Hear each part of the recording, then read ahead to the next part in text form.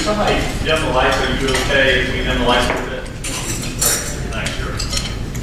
It's great to be down here at the Golden Islands. I grew up coming down here, and I love it. It's also great to see some old friends, Marie, Bill Red, and some other folks that I hadn't seen in a long time who were great about my folks as well as the state. And so Dr. has given me the opportunity to come back and see some old friends. We have built a really beautiful museum in Midtown Atlanta, which it's a funny story because Martin's brother was just telling Duncan and me that he was looking at buying the property, the old Atlantic Steel Mill land, and he said there's so much junk under that property that we decided it would just be too expensive. And I told him, if you really dim the lights, you will find that I would probably glow.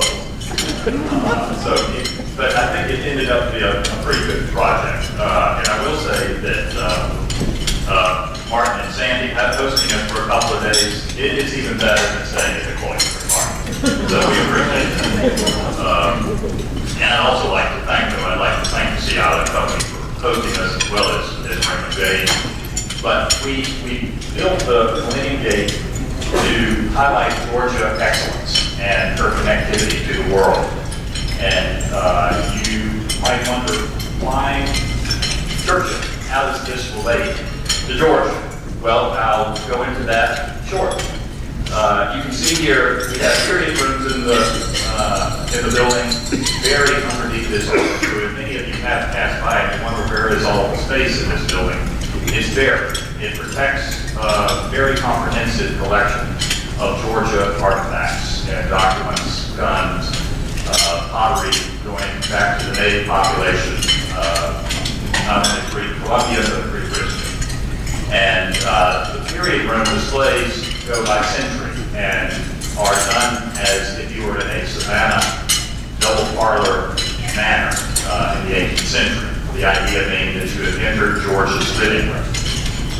We also have period rooms from around the state. You can see Lyman Hall's Midway parlor in the upper left, the Philip Schutsey and Edward Basin Jones, Rose Robinson room on the right, Jones and Court being from Albany, and one of the premier architects of the nation, having done the State Department diplomatic reception rooms, as well as the restoration of the White House. And then you also have a theater at the bottom where we have a fantastic interpretation of interactive technology. Our goal is also to speak to young folks in their language.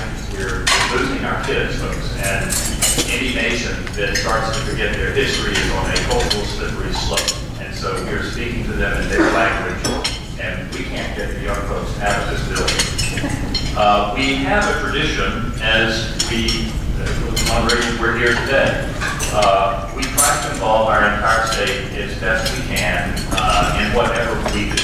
And initially, we had these two statues done for us, Peace and Justice. They're 5-ton bronzes that were commissioned by Queen Elizabeth's official sculptor, Alexander Starr. And we could have flown them from London to Hartsfield Airport, busiest in the world, and truck them over. Well, that's not much fun. And so what we did was we sailed these works from Southampton to Savannah. And we barged them up the Savannah River with bagpipers, and we had about 1,000 school children in back. On the side of the city, we had the convention center. And so the great city of Savannah is the backdrop of this extraordinary event. And the tugs are blowing the water salutes, and the pipes are playing, and the children were dazzled. As a result, we then put them on a gun case on and drove them all the way from Savannah to Atlanta. And it took about a month and a half. It was October and a little bit of November, so the weather was perfect. The good people of Rome, north of Atlanta, heard about this, and by the time we got to Madison, the city of Rome asked if we would come there. Well, we're also trying to be very careful that PETA doesn't worry about our massive horses running all the way to Georgia. And so we said, Rome is not exactly on the way from Savannah. And they promised us 3,000 students on the streets of Rome. We said, we'll be there. And once we got there, they produced 5,000 students on the streets of Rome. And we are also taking our Churchill exhibition there. There is a link that Duncan and I share. Lady Henrietta Spencer Churchill is an old friend of Emily's and mine, and she is the spitting image of her great-grandmother, Consuelo Vanderbilt. She's the daughter of the 11th Duke of Marlborough, who is seen here with my girls at our house in Atlanta. She has a key to the guest house, and her dog is in the picture by the bedside table. She loves Georgia, and she has a great deal of business here. Is one of the most noted designers in the world, and there's about a dozen books. And she is also the person that was in charge of the period rooms of the Millennium Gate. You can see her in the hard hat there putting those roughs room together. Well, she told me that her cousin, Duncan Sands, had married a Macon girl and was living in Georgia, and I needed to take care of her. And so, as is the tradition, as we were talking about Louise Allen not too long ago, this is not a request, this is a command. And so Duncan and I got together, and he, as you will see shortly, is a very fun guy, very accomplished fellow. And the Churchills are an amazing clan. It resides in his veins too. It has not petered out, and so as time went along, I learned from Duncan that he also controlled the largest private collection out of charcoal of the prime minister's paintings. And so we started to talk about it. I said, well, the 50th anniversary of your great ancestor's passing is coming up in January of next year. Would you consider the Millennium Gate hosting an exhibition of these works? And he was agreeing. And so that's how this began. As we already knew at the Millennium Gate, our history and linkage to the Churchill family goes back to our founding. John Churchill, who was made the first Duke of Marlborough, Henrietta's father, I just showed you, is the 11th Duke of Marlborough. The first Duke defeated King Louis XIV at the Battle of Blenheim in Germany and saved England. He was Winston Churchill's great hero, and Churchill was looked at it. Well, John Churchill also trained James Oglethorpe in military tactics, which is the reason that we exist and why Oglethorpe was sent here. There were a couple other reasons, as you know, but primarily it was to protect Carolina from Spanish Florida. Oglethorpe takes the battle to St. Augustine, even attacks the Spanish governor. It's the equivalent, I guess, of France attacking Russia right now, maybe. And he didn't prevail there, but he certainly prevailed on this island, as you all know. And he repelled Spain from this part of North America forever at the Battle of Bloody March. Well, his brother, Oglethorpe's brother, was the aide-de-camp of John Churchill. And so it starts 300 years ago. A grateful nation gives John Churchill Blenheim Palace, seen at the upper left. It is unquestionably the most magnificent pile in England, and it has 5 acres of roof, which is one of the reasons various dukes in Duncan's family tend to marry American heiresses like Consuelo.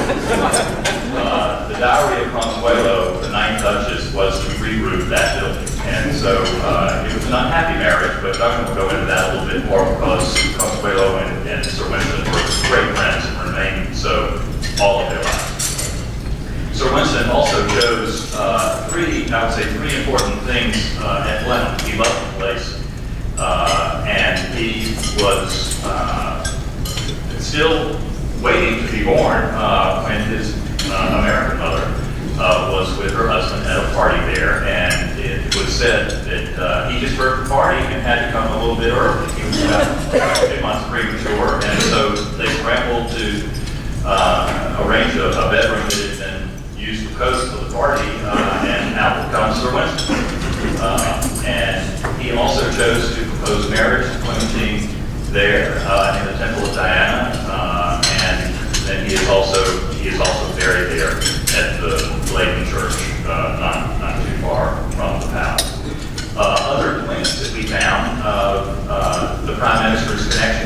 Georgia. He is seen in the upper left here being taught to shoot a Tommy gun. The strapping fellow on the far left is a member of the Callaway family, and Duncan and I were at Hills and Dales back in January talking about how this exhibition was going to work.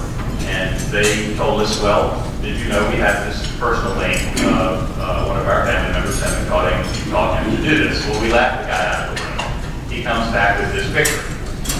And Eisenhower, by the way, is in the distance. And so we started thinking, well, maybe like the tour of the statues through the state, we can take this collection through the state too and further investigate the connectivity that the churches have other than just our founding and Lady Henrietta. And so the link here is the cabinet war rooms, and Duncan allowed us to get in the cabinet war rooms 2 or 3 months ago. And this picture is on prominent display there. And you can see some of this, if any of you haven't been, it's a bunker under one of the ministries off of Whitehall. It's a fascinating place to go. And so they highly regard that picture. Sadly, this soldier was killed in D-Day shortly after this picture was taken. You also see the picture there of the Eisenhowers at Augusta. And so there's a good bit of linkage with the Eisenhowers as well. Hills and Dales, the Callaway Plantation, which is now a house museum in the lower right, is where we then chose to open this exhibition. And President Roosevelt, who of course lived at the Little White House a great deal of time, taking orders for his health, who also died in the Little White House in Georgia, was a frequent guest at Hills and Dales. And it was said that if First Lady Eleanor Roosevelt was with him, he was allowed one night. If she wasn't with him, it was a fun party, and they all had a grand time. The Prime Minister in the 30s, too, before he was returned to power, came to Atlanta and spoke at the Winston Chapter. He was also a guest of Georgia Tech, and you can see him third from the right at Grant Field, where he's reviewing cadets, ROTC, as well as the student body. And Duncan's grandmother, Diana, is on the far left, who accompanied him on that trip. Duncan will go more in detail about this trip shortly, which is quite a fascinating story. Diana was named for the Temple of Diana at Blenheim Palace, where he proposed to her mother. And then here, Sarah Churchill, a very glamorous actress, another daughter of Sir Winston, married on Sea Island. And Duncan might even mention to you, we just crashed into this house. This is the Bill Jones house that we went to a minute ago, and they were very accommodating to let us take a picture of this spot where Sarah was married to this fellow society photographer of the day on Sea Island. And as well, it seems to be a fact when they have it. Duncan, the Lord Mayor of Westminster, has also married on Sea Island. He had actually lovely Lane Chapel here, and then went over to the cloister for the reception. And so not only this generational love of the Georgia coast, but Bernard Baruch, whose place up in Savannah was a frequent spot where Churchill would visit when he would be going through Savannah. There are all sorts of connections that just continue throughout our history and 300 years of Churchill connection. And so what I would like you to welcome is Duncan Sands. He's the youngest Lord Mayor in the history of Westminster. He has followed in his ancestors' footsteps, serving his people, not just resting on laurels like a lot of folks from families with that sort of amazing ancestry do. He is a pleasure to work with. I managed to get his wife to loan him to me, not only loan their pictures, but loan the husband.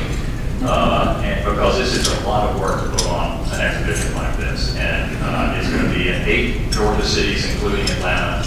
And it has been a privilege to be on the coast and share it with you here. And it's been an incredible reception so far. And this is marvelous. I really appreciate you coming, and please welcome Lord Mayor Duncan Sands.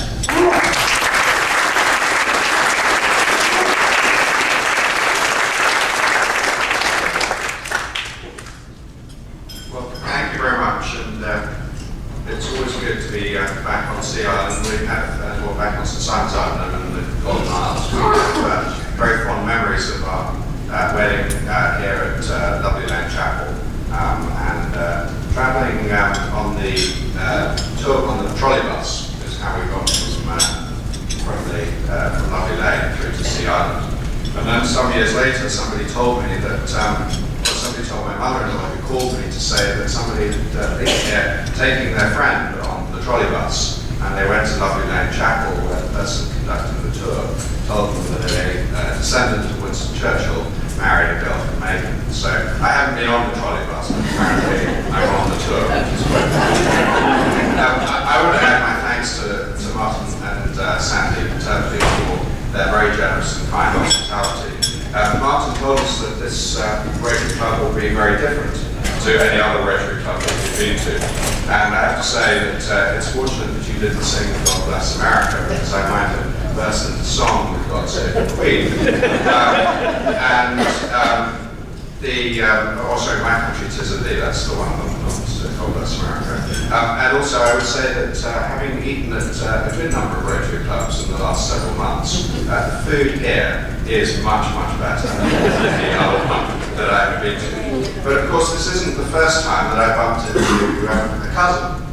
Jackie Turtley tells me that we are related, so cousin, it's great that you're here with us today. There is actually one more Churchill connection to this very place where we are, Sea Farms, and that is that my father's first cousin and my godfather, the young Winston Churchill, he stayed at Sea Farms when he came to my wedding. Apparently he told me he stayed at Sea Farms not because the cost was cheaper than staying at the cloister, but rather he said that he'd heard the golf course here was better. I'm not sure that that's necessary. Anyway, I want to talk to you a little bit about the exhibition. I want to talk to you about what painting did for Winston Churchill. But before I do, I always been quite nervous in front of the audiences in Georgia, because like many things, I find it difficult to live up to my great-grandfather. Well, before he came in 1932, this is what the Atlanta Constitution said. And again, I'm not convinced that I will be able to keep you all in gales of laughter, but I will do my best. Where I want to start is where people see and how people see Winston Churchill. This is how it is. They see him as the war leader, they see him as the orator. But this was not necessarily destined to happen.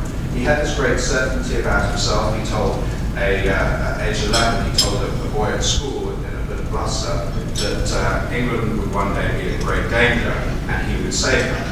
I think that after the war he was less arrogant about it, he would actually done the saving. But these moments you see here were not certain. And he had a meteoric rise. He was already a famous personality before he was 30. By 1915 he had escaped from South Africa and was considered a hero. He was already an accomplished journalist and author. He was a rising star of the Liberal Party. He entered the cabinet at the age of 33, which is still today the second youngest cabinet minister, the third youngest ever. The youngest was William the Younger, who was Prime Minister at 21, unlikely to be repeated again, I would have thought. But he was a former president of the, he entered the cabinet as the president of the Board of Trade, and he was Home Secretary, which is the photo you can see on the right, where he was roundly criticised for giving instructions to the police and not getting back in his office. But the first really, really big job that he got came in 1911, and I want you to look carefully at the photograph on the left. He was appointed First Lord of the Admiralty in charge of the Royal Navy. He loved the position, and I think that what he really loved was the fact that there was the First Lord had a yacht called the Enchantress, and by all accounts, the Enchantress was used a great deal by him. He had no country house, but he just loved the position. You can see him on the right, the Kaiser of Germany in 1911, watching some military maneuvers that were taking place. And here we are in the month that the beginning of the centenary of the First World War beginning. And this was probably one of the things, it's little known this, but this was an absolute stroke of genius on his part. As Europe was beginning to the Balkans was beginning to fall to pieces, he, as First Lord, he ordered the entire Royal Navy back to port. which is where they were when war broke out, and that strengthened Britain's position enormously in those critical first days of the war. But this whole meteoric rise that he had had was completely destroyed in a flash by a word that will be familiar to you, the Dardanelles. And he was blamed by all for the disaster that took place there. He fell into this very deep depression. He was very angry and he was very bitter towards everyone. He was politically dead, and I think that if a therapist had got his hands on him, they would have said that he had a lot of issues that he had to work through. And he was later on in his life to say that it was the darkest moment of his life. And you can see the effect that the Dardanelles had. This is a portrait that was done by Sir William Walkman, which is now on show at the National Portrait Gallery in London. Walkman, funny enough, actually was rather disgraced when he painted this in 1916. But you can see when you compare it to the photograph which you saw earlier, which these were only taken 5 years apart, just how much the Dardanelles had affected him. I'm actually the same age, as 41, as Winston Churchill is in that portrait, and my wife tells me that I don't look as old as that. But without intervention, this Great Depression would have completely destroyed him physically, mentally, and emotionally. And what one mustn't forget is that always in the back of Churchill's mind was the fact that his father had died at the age of 45. And so I think that he was probably quite concerned that if he didn't get out of the sort of funk that he was in, that he could go the same way. Well, he needed some form of intervention, and they were living with his brother's family in London because he was kicked out of his official residence. And he rented this little house, Hove Farm, south of London, very close to the town of Bodmin, where James Oglethorpe came from. This is one of in the bottom right-hand corner is one of Churchill's paintings that he did that summer. Well, one afternoon he was painting in the garden of Hove Farm, and his sister-in-law was painting in the garden of Hove Farm, and he was watching her, and she turned to him and said, "Well, why don't you have a go with the children's paints?" And he had a go, and he seemed to enjoy it. And so Clementine, his wife, raced off into town and bought up everything that was needed. And that was the start of a 45-year love affair and 500 paintings. Well, the intervention that he had was painting. It clawed him back from the edge of the precipice, and he was to write himself. Not long afterwards, the painting came to my rescue at a very trying time. And what this is a story of, is a story of recovering from adversity. It was painting that put him on the road to his finest hour and being seen as the saviour of Western civilization. But if we introduce a little bit of levity, one could say that it was a 25-year journey from the therapist's couch to the Buckingham Palace balcony. Well, as you would expect with painting, with anything, and in painting as well, Churchill embraced painting wholeheartedly. And one of the reasons that it gave him benefit was that he didn't take it particularly seriously. It was about fun. He was always keen to experiment, and he was always keen to learn from others. But it didn't start very well.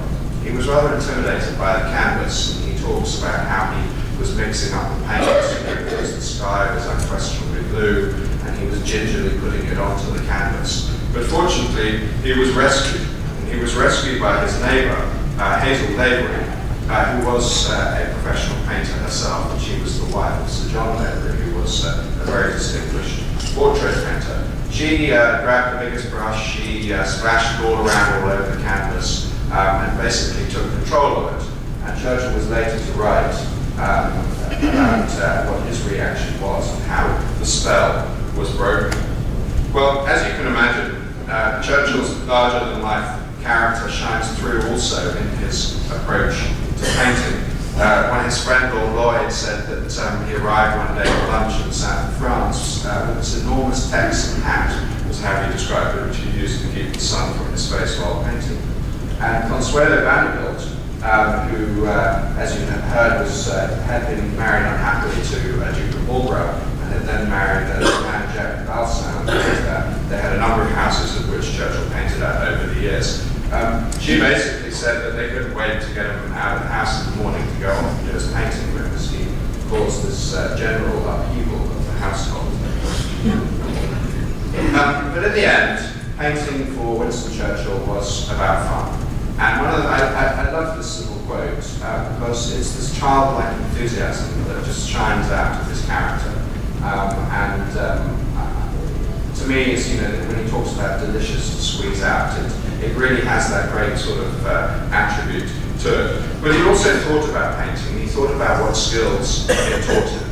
He analysed it as a science. And what our exhibition does, which is why our exhibition is different to other painting exhibitions on Churchill that have been done over the years, is that we are examining the contribution that painting made to Winston Churchill's leadership. We are putting it on the basis of what he said and what he wrote at the centre of the story. He wrote in 1921 and 1922 two articles in Strand magazine that were later published after the war in 1948 as painting as a pastime. And this focuses on aspects of it. He saw painting in military terms.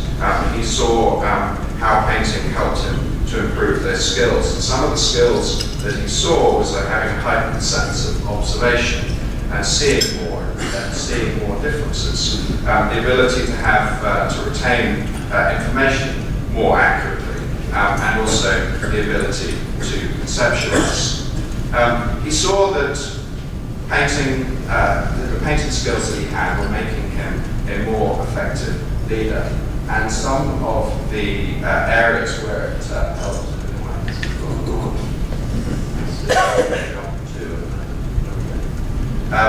Some of the areas that he said it helped his brain to get real rest and refreshment.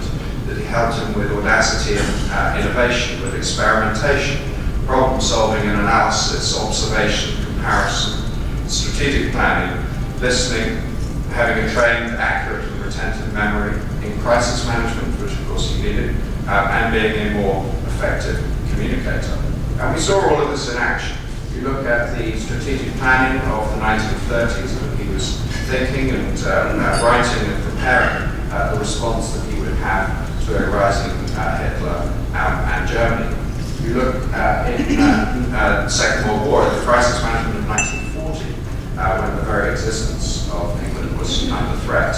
And in World War II generally, with his bold and visible leadership that business leaders today try to emulate, which he had been doing for many years before 1940. But you also look at his speeches and broadcasts and think that people, millions of people heard them from radio sets sitting on their kitchen table, crowded around it. He had no audience in the studio, and yet he was able to engage them with painting a picture about what it was that was going on, so much so that people hung on their every word, and did, as Ed Murray famously said, that Churchill sent the English language into battle.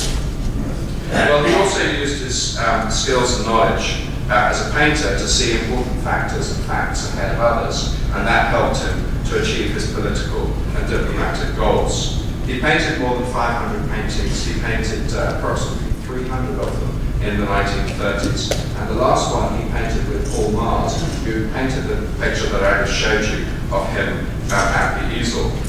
He was here at the Jack and Consuelo Balsan's house, the Chateau Saint-Georges Hotel in Normandy, and the mill at the Chateau is one of the paintings in my family's collection, which is on display on the preview tour. Well, Paul Mars was to tell the story of that last day of painting before the war broke out. It was right at the end of August when they were here. A little boy came running across the field towards them with a telegram for Winston Churchill. And the telegram was from Brendan Bracken, one of his political acolytes in London, and it said, "Situation worsening.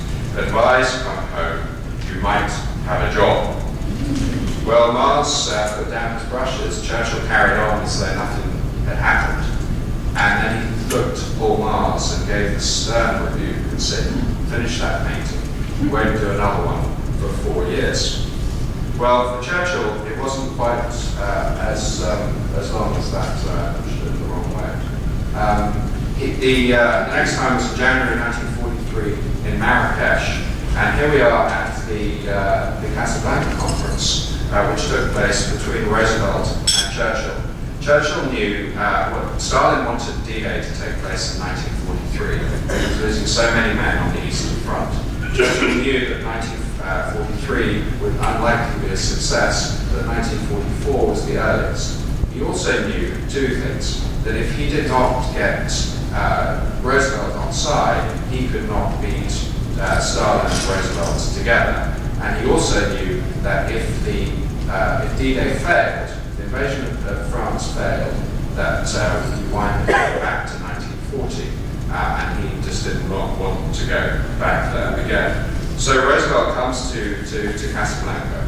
He flies out of the US for the first time an American president did that. The advice was not to go because the Germans were still there in North Africa. But he goes, they have their 10 days of talks, and history tells us that Churchill won the intellectual battle because D-Day was 70 years ago this year in 1944. And afterwards they come out of the villa where they were meeting, and the bottom right-hand corner is the press conference that they gave. Well, just imagine how the Secret Service would have been. You know, Germans are in North Africa. You've just told the person you're supposed to be protecting, you know, has just told the world that they are where they are. And they would have said to Roosevelt, you know, let's get you into the car to the airport and into the plane, and let's get back to Washington. Well, Winston Churchill, the painter, had a different plan. He wanted to take President Roosevelt to Marrakesh to watch the sunset over the Atlas Mountains. Well, it's not that Casablanca and Marrakesh are that far away. They couldn't fly. It's 150 miles over the desert, about 5 hours drive. And again, the Secret Service probably advised Roosevelt against it. No one had done any advance work or anything like that. But Roosevelt goes with his heart, not with his head, and off they go to Marrakesh. Churchill wrote in his memoirs how planes were flying back and forth overhead, and how American soldiers would appear from nowhere in the desert to check on their progress and check that they were fine. And they get to Marrakesh, to this villa that Churchill had been to 7 years previously that had a tower. And he's like an excited little schoolboy, according to one account.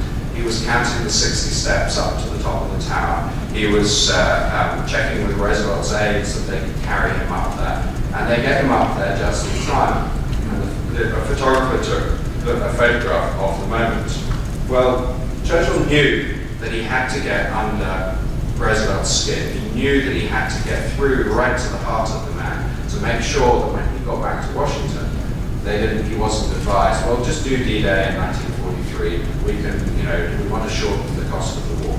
And so he had to do some grand gesture, which is what taking him to Marrakesh was all about. Well, you can see the sunlight bathed on Roosevelt's face. Some people said that he had a very spiritual-like experience watching this beautiful sunset.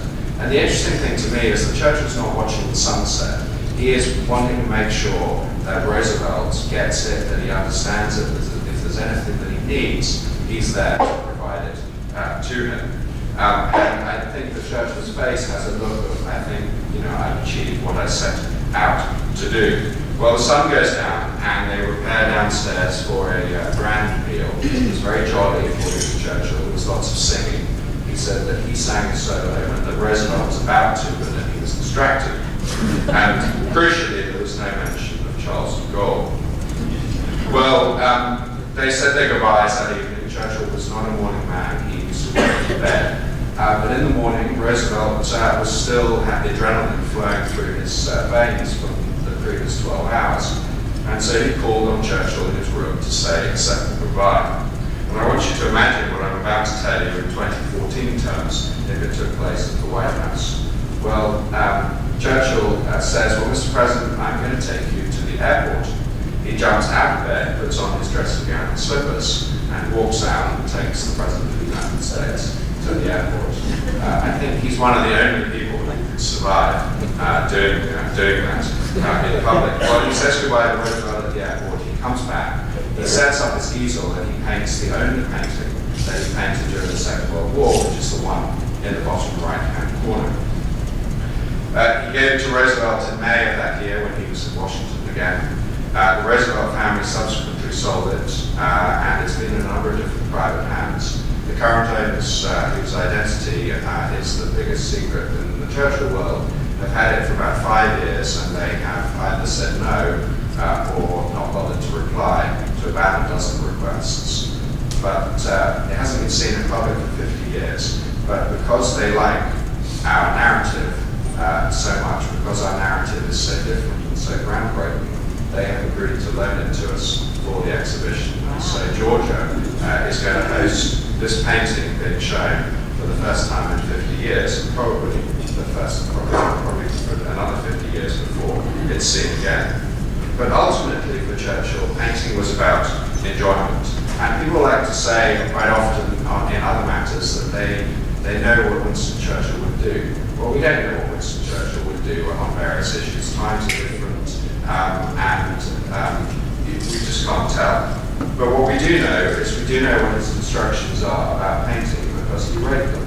And this is what he said. And I think that it sort of sums up exactly what his approach was. It was fun, it involved others. And his little instruction at the end of go out into the sunlight and be happy with what you see is really quite fine in my view.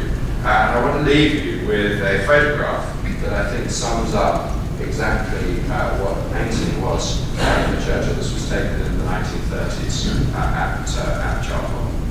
So thank you very much.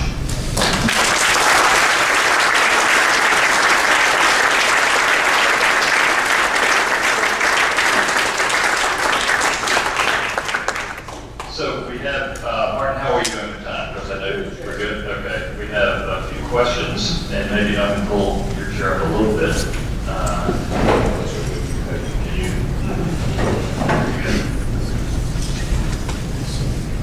Could you tell us a little bit more, Duncan, about the direct connection to Sea Island and Sarah Churchill's wedding?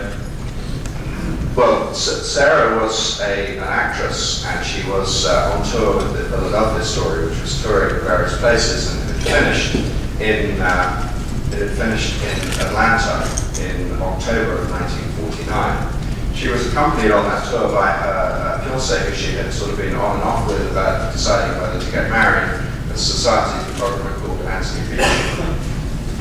And they came to Sea Island for a few days' rest, and while she was here, she decided that she was going to take the plunge and get married. And so on the 17th of October 1949, they went to Port Frederica, where this photograph was taken, where they announced to the world that they were going to be getting married. The Joneses really moved completely, and Sea Island moved completely into action for them. And she was to write some wonderful things in her diary about the whole wedding. She said that I believe my parents would have liked how it was done, and would have been moved by the kindness and delicacy of the strangers who took us under their wing and gave us a wedding that I felt was fit for Anthony and beyond what I ever expected could happen to me.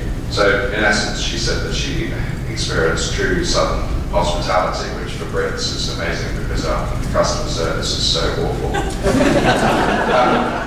She then goes on to say how the hotel manager took care of all the legal arrangements, which involved an enormous amount of motoring, was how she described it. But she then goes on and says, he then introduced us to Mr. and Mrs. Alfred Jones, who seemed to own the entire property of Sea Island. And it turned out that they wanted them to get married at their house, which is what we said. We just gate crashed a short time ago. She decided to get married at 5:30 in the afternoon, and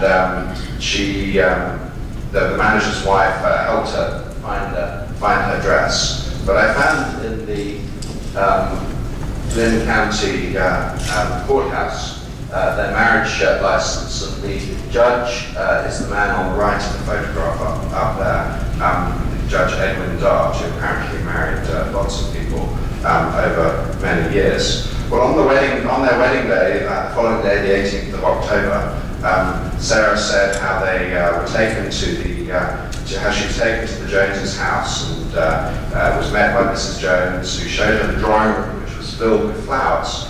And she then went upstairs and waited and watched the sunlight sink slowly and the waves of the Atlantic lapping the sand gently.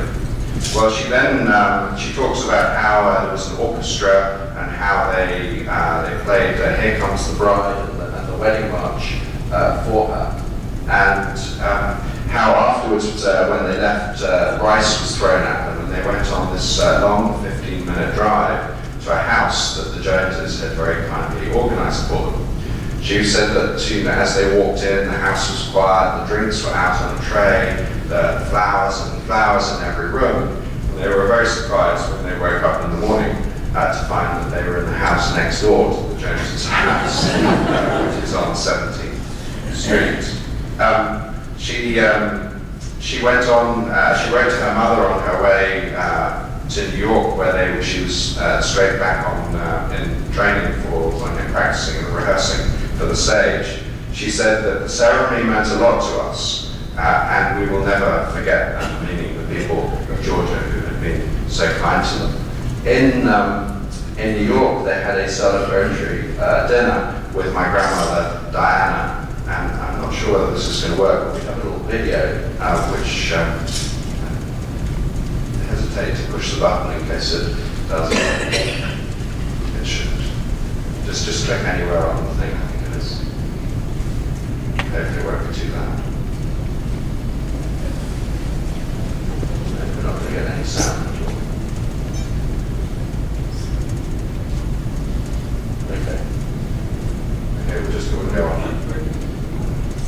So, she's very pretty in what she's saying. She's waxing poetic about how marvelous the reception was at Sea Island, Georgia, and the Sea Island company is now racing against the clock behind that video. I think they're going to use it again, according to the hotel. So she said that Sea Island gave us a wonderful wedding and send off, and we shall never forget it, were the words that she said. But it's an amazing little video. But also. Actually, we'll move on to the next. Your other siblings of your family, Sir Winston, that had any overlap in Georgia? So this is Mary Churchill, Mary Soames, who died about 2.5 months ago at the age of 91. She was the youngest and the last of the Churchill children to pass on. She accompanied her parents on a trip to Washington in September of 1943.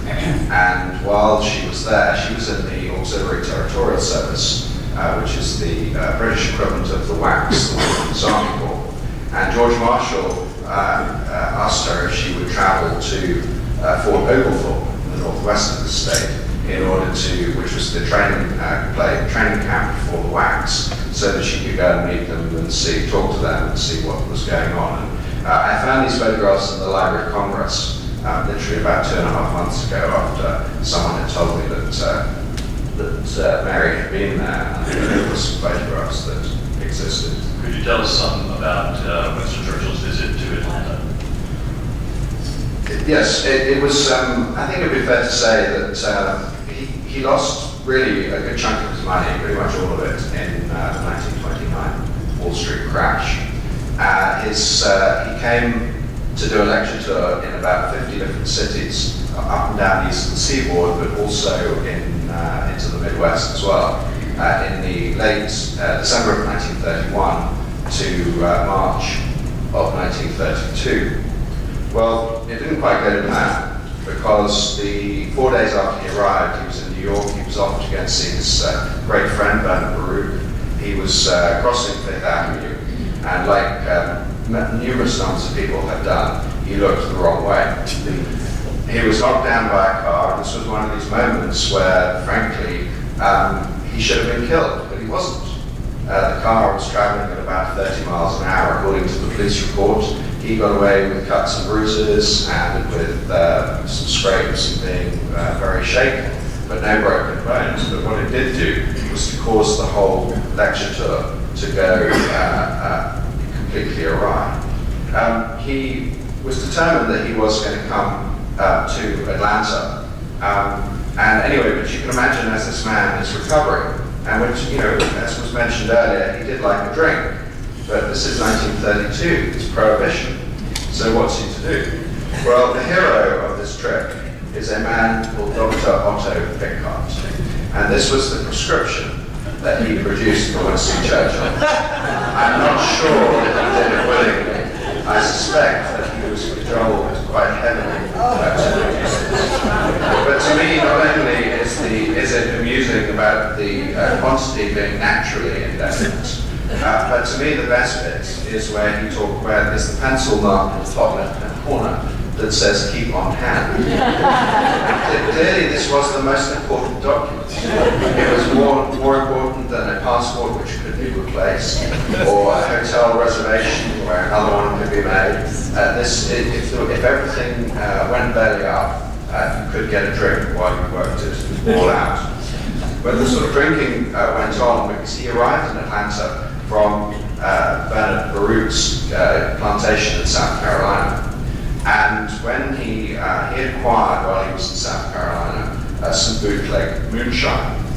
Well, you can imagine that the agency that was hosting him around the US, having gone from 55 stops to about 12, they were going to make less money. And so they were pretty keen to make sure that their man didn't have any more misfortune. So this bootleg moonshine needed to be tested.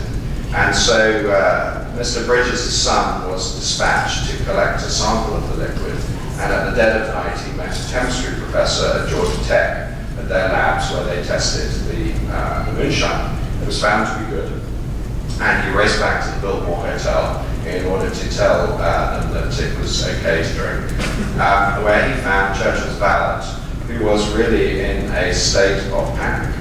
And he was in a state of panic, highly relieved to hear the moonshine was fine, but he was in a state of panic because, as he told the young Mr. Bridges, Mr. Churchill couldn't wait, he has already imbibed. How about the viewpoint that Churchill had of the people of Atlanta? Well, I think that one of the reasons why he wanted to come down here, many of you will know that he wrote a 4-volume book, The History of the English-Speaking Peoples, which there was a very large chunk about the Civil War, the American Civil War, which he was very knowledgeable about. In fact, he had visited battlefields he visited Gettysburg in 1929, where he corrected the official guide, and it turned out later that he was right and the guide was wrong. He said to Mr. Bridges that he wanted to come to Atlanta on his lecture tour because he was given to understand that Atlanta was the metropolis of the New South, which for 80 years out from when you look at Atlanta today, that's not a bad guess on how the place looks.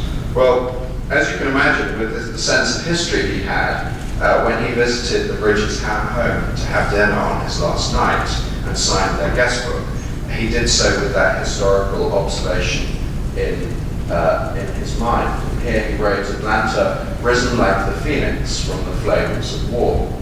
Well, he was with my grandmother, who was 22, and she was single. And she had a rather different viewpoint. She told a newspaperman, as I think they're called those days, that basically she wanted to meet more attractive young men, and that she wanted to party more. She also said that she wanted to come back to one of these southern dances that she had not yet attended. And the interesting thing was that she never managed to do that because she got married later that year in 1932, late 1932, and she enjoyed the experience so much that she married my grandfather 3 years later. What is the legacy of Winston Churchill? Well, it's a sort of question of which one.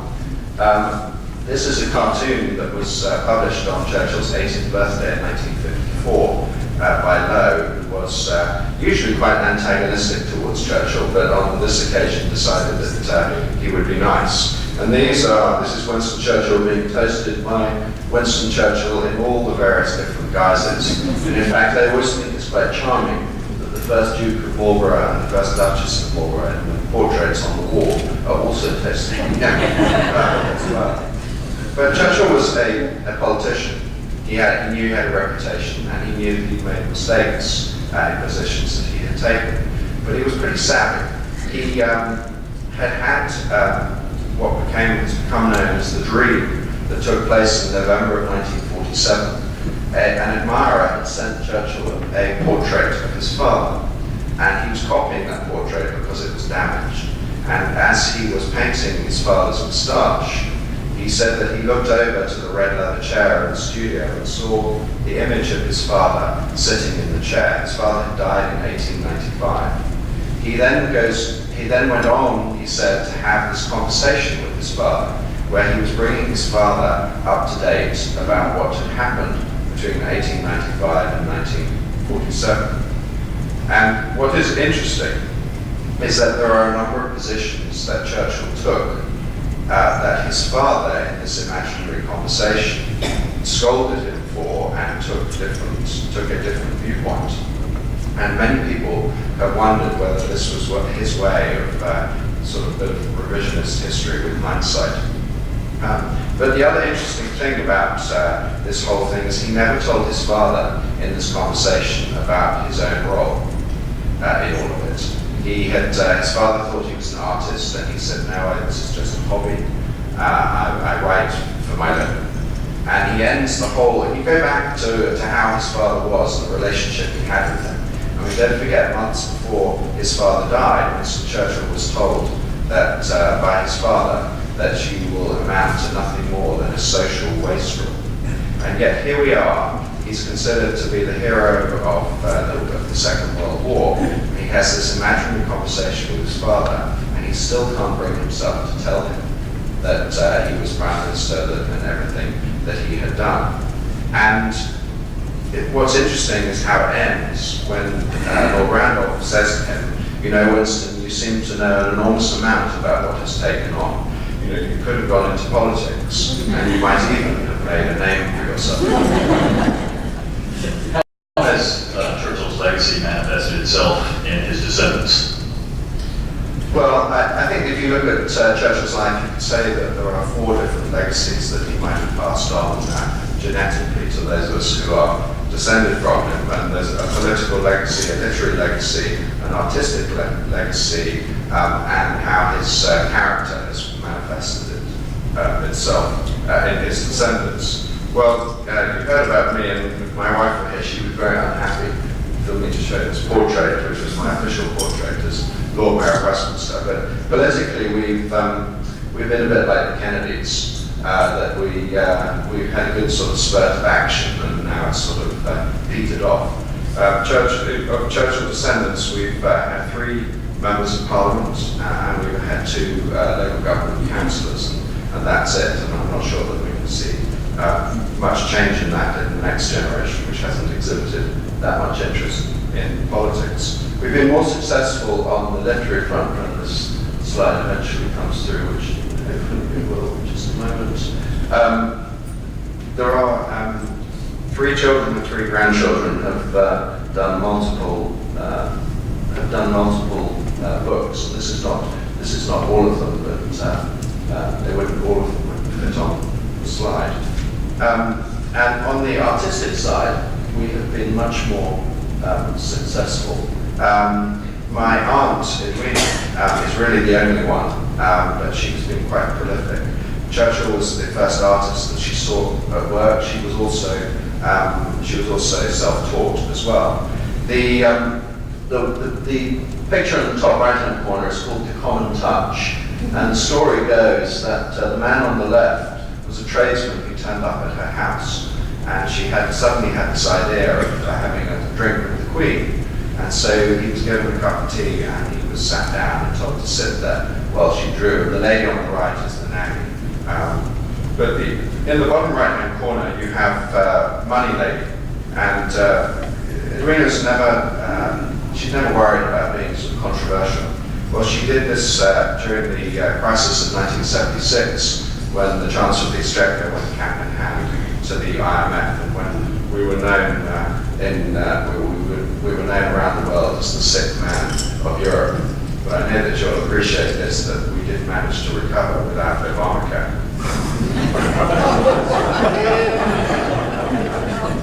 Without stepping too much into American politics. But Edwina was always very good at creating opportunities. In the top left-hand corner is probably her most well-known work, which is at Fulton, Missouri, the site of the Iron Curtain speech at Westminster College. She was in her New York apartment watching, as with many other people, the Berlin Wall come down. And she just had this idea.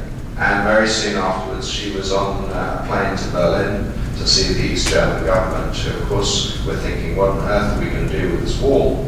And so they very happily gave her 12 pieces of the wall and 12 sections and shipped them free of charge to New York for her.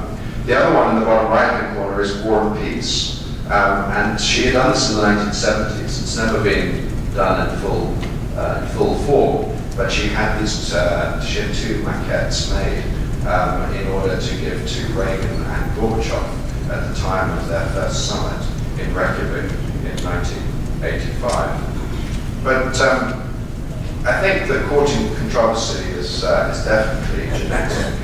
I think even for me, raising this in the Bible Belt is a little bit bold, but this is her most controversial work that she did, called Christa, Jesus as a Woman. And when I was at the age of 11, I came out for breakfast at my boarding school to the main hall of the school, where the post was put and where the newspapers were, and there was a crowd of people around the Daily Mail.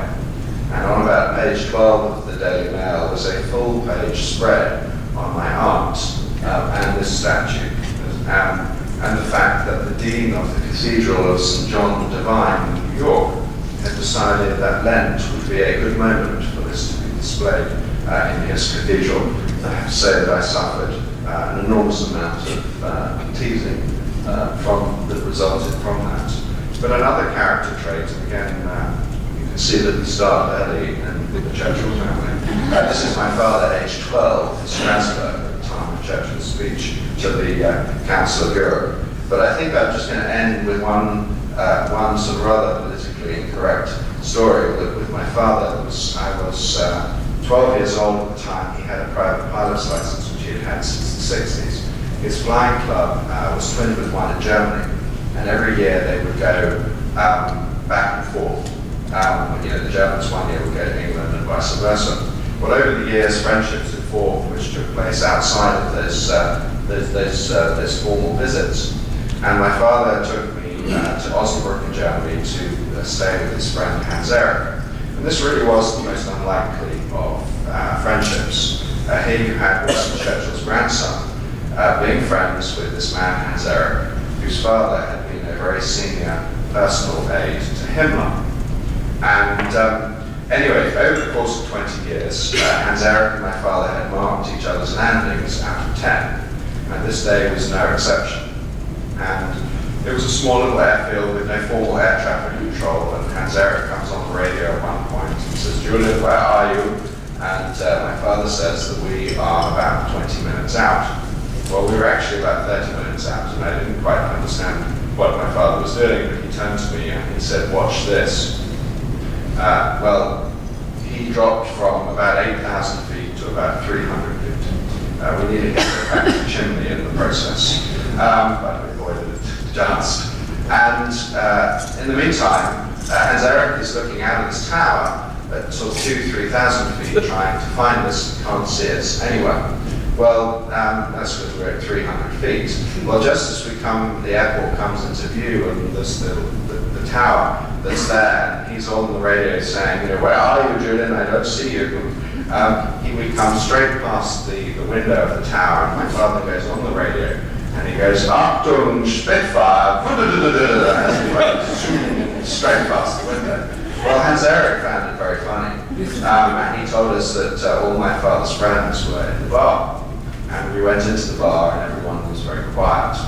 And my father turned to me and he said, I don't know what's wrong with everybody today. Well, we didn't have to wait long, because another plane was arriving at Osnabrück, this little airfield. And we realized that the Achtung Spitfire from Winston Churchill's grandson to a good number of retired veterans of the Luftwaffe had been broadcast across this entire bar. So I leave you with that story, but thank you very much for having us here.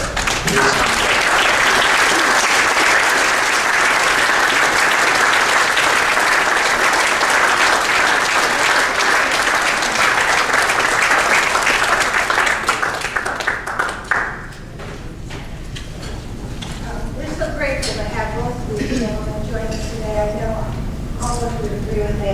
What a remarkable presentation it was, and how fortunate we are to have had them here. Some of you probably have to leave, but maybe a few of you would like to ask some personal questions of these gentlemen. Would that be okay? Yes. What is your personal favorite biography of Winston Churchill? There have been so many written. If you could choose one biography, what is your favorite? Well, I think I could only choose my favorite if I had read them all, and I confess I have not read them all. But everybody tells me that the William Manchester volumes are the one to, if you're going to read one, that's the one you should read. That's my favorite. Question.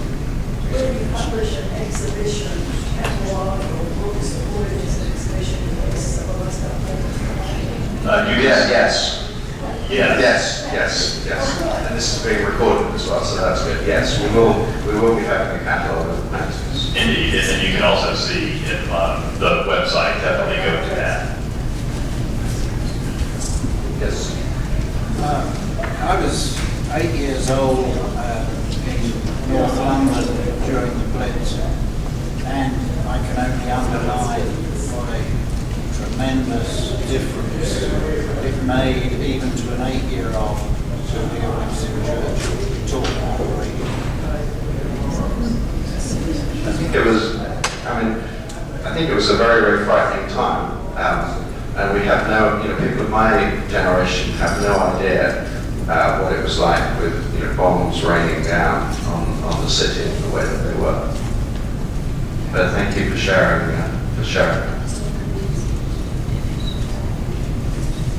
Yes, sir. Every picture of Sir Winston, he has a cane. Was that a result of the accident, or was it an affectation early on? I think it was sort of part of his equipment. Because he used it from very, very early on. I mean, when he wouldn't have, I'm not aware that he had any medical necessity for it in his younger days. Of course, it was very useful for him during the war when he used to put his hat on the top of the cane and hold it up high in the air so people could see where he was. Yes? And the original things that you'll have left. We are going to have 32 paintings. 19 of those have never been seen before in public. And we will have about another 4 or 5 that haven't been seen for 30 to 50 years. And the rest, on the whole, apart from a handful, have only been seen as they pass through auction rooms. So this is the first major exhibition of Churchill's paintings in the Southeast USA. It's the first since 1992, and it is the 6th largest exhibition ever of his paintings. It rivals the one done for the Smithsonian, organized by President Eisenhower in the late 1950s. Duncan, could you mention the checkers painting? Yes, and we have, I told you about the painting that he did, the only one that he did during the Second World War for President Roosevelt is coming. The other big painting that we have coming has come from the British equivalent of Camp David, checkers, which has never been seen in public before. I saw it for the first time the other day when it arrived in Atlanta, and we have the Prime Minister to thank for very graciously lending that to us for this exhibition. Yes. Can we drop in on the exhibition, or do we need to make a reservation? Well, I hope that you might have to make a reservation because we have so many people coming through. But I think that it's safe to say that if you roll up at the door, you will be able to get in and buy a ticket. Since you're obviously a friend of Barton's, come get a card from me and we'll take very good care of it. Yes. Mr. Churchill was very prolific artist. We have 32 of the paintings. Where are the other 460 posters? Well, the largest collection of them is at Chartwell, is home in the southeast of England, which is run by the National Trust, and they have approximately 300 of them. There are then, I would say, about 75 family hands. There's about another 75 in other private hands and about 50 in museums. And then there are some that are just lost to the mists of time. In fact, one that was lost, that no one knew where it was, turned up in 2004. There was an American intern who was working one summer at the Tate Gallery in London, and his job, he was assigned to clear out a vault, find out what was out down there and catalogue it. There was a very large painting that was down there that was leaning against the wall, and when he pulled it back, he saw that there was a smaller painting that was all wrapped up that was leaning against the wall. He pulled it out, and it had a tag on it, and it said, "Return to Sir Winston Churchill." And this was this lost painting. And the story behind it was that the director of the Tate Gallery had asked Churchill if he would donate one of his paintings for their permanent collection. He agreed, and he sent 2 paintings with a note saying, "Choose one." Well, they put one up in the gallery, and the other one got wrapped up to be sent back, but never did get sent back. And there it was until just about 10 years ago. The other actually interesting one about lost paintings is that he was at Hoe Farm in 1950, literally just for 3 months. And in 1964, Winston Churchill receives this letter from the widow of the gardener at Hoe Farm, who told her that she had been safekeeping 3 of Churchill's paintings since 1915, which had been in the garden shed drying, and that she thought that now was the time to return. I happen to think, I'm not sure whether they were framed, but I suspect they might well have been on the wall all those years. Yes, sir. Tell us about his cigars. He's most often shown with a cigar in his mouth. Did he like them? Did he shoot them? What's the story there? He did like them. A lot of people think that he smoked, an enormous amount of them. I don't think he smoked as many as people think he did. I think he was always, he was always going out, and he was always relighting. A bit like me, he talks too much, and that's, if anyone who's a cigar smoker, that's not a good thing to do. Yes, ma'am. Did you say that he had never had any training? He just picked up a brush because of a relative one day, and then that took off from there? Absolutely. He had no formal training. He did. He had friends who were painters like the Laveries, and he had others like Paul Mars who helped him, and he was always keen to experiment, but he never had any formal instruction.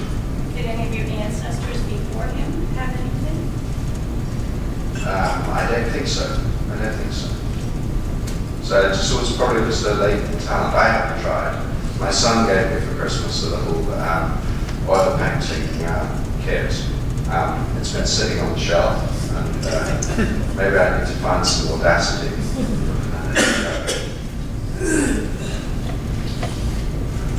Okay, well,